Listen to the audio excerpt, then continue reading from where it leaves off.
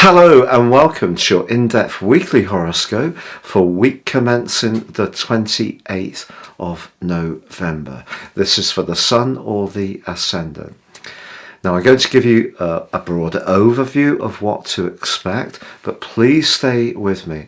I will then dive deep to give you, in forensic detail, all the key dates and influences particularly relevant to your sign.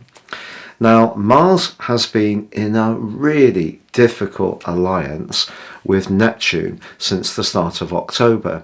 And by the end of this week, that comes to a close. But also this week, Mars is forging a very structurally helpful angle to Saturn.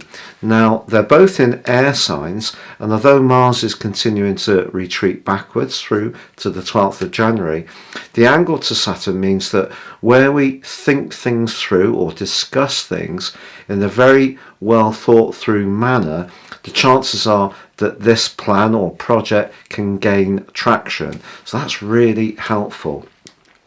Now we do have that sparkling alliance between Mercury and Venus in the sign of Sagittarius, and that's opposite Mars this week, but that can create some flirty moments, certainly some vivacious energy, but also the square between Saturn and Uranus, which is dominated within 3 degrees of the exact square over the last couple of years. By the end of this week, that also comes to a close.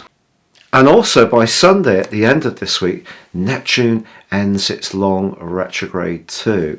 So the innovation that Neptune square with Mars has created is going to ease, particularly with Saturn's support of Mars. It is true that we still need to be aware that Mars's retrograde can cause frustrations when things aren't moving as quickly as we would like. But in general, we are coming to the end of a very difficult and intense period of time, and we're still bathing in the energy of that Sagittarius new moon. So a more progressive time, things are going to start to feel much less frustrating. If you would like to ascend above this zodiac presentation and understand what your personal prospects are for 2023 based on your astrological data of time, date and place of birth, I can give you your forecast plus the rest of this year 3, and in my special package of 30% off, also your life roadmap, your character analysis. All this information will give you searing insights to guide your moves future forwards. Please see the link below. Also, if you've yet to subscribe to my channel, I'd be honoured if you did so now. Please click or tap on the bell notification symbol. And if you already are subscribed, thank you so much for your support and all your views. So Aquarius, your week commencing the 28th of November forecast is really exciting. Your 2 co-rulers, traditional Saturn, Uranus modern, have been in an epic struggle for the last 2 years, and it hasn't been very pleasant for a lot of Aquarian folk. Of course, it does depend exactly where your Sun or other personal planets are located or angles within the sign of Aquarius. If you're early, you've probably seen the worst of it. If you're later in Aquarius, you may not have felt it quite as intensely, or if you have, it's been more subtle, more psychological. But there has been a sense of frustration, a lot to do with where you live, how you live there, and whom with. And you may have felt really penned in, that things were going quite slowly, it's been difficult to sleep, lots of adrenal overload, all of that stuff. Well, that energy finally comes to a close within 3 degrees by the end of this week. Now, an orb is where planetary angles are forged, so 90 degrees is the exact point.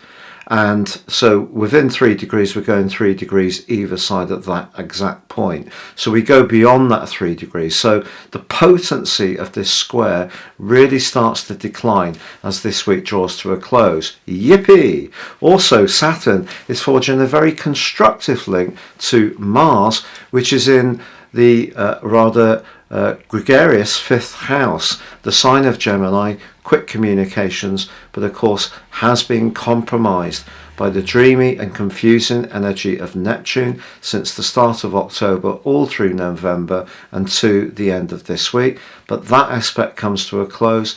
Neptune goes direct. Some confusion or uncertainty around money starts to fade away, even around your basic core foundations.